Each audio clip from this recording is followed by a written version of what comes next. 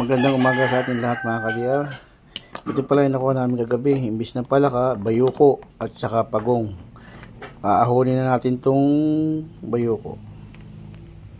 Ano? Lalagay natin siya sa kumukulong tubig, mainit. Yan. Oh. Yan siya.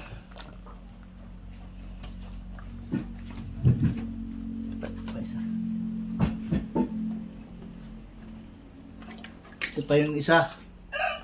Pagong. Ilagay din natin siya rito sa kumukulong tubig. Yan.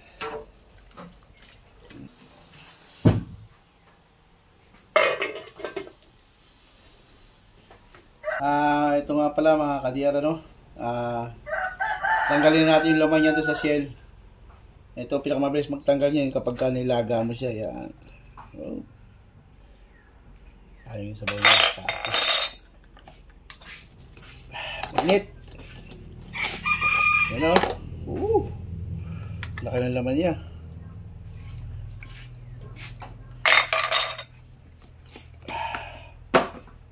Yan. Aray ko, mainit. Ito yung isang klaseng shell eh. Bihing. Yan. Yun o.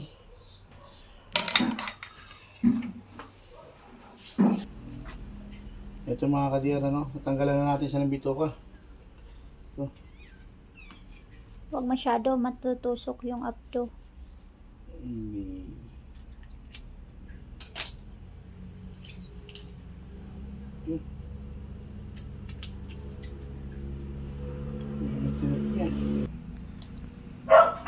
So mga ka-DR, ito yung isang pagong.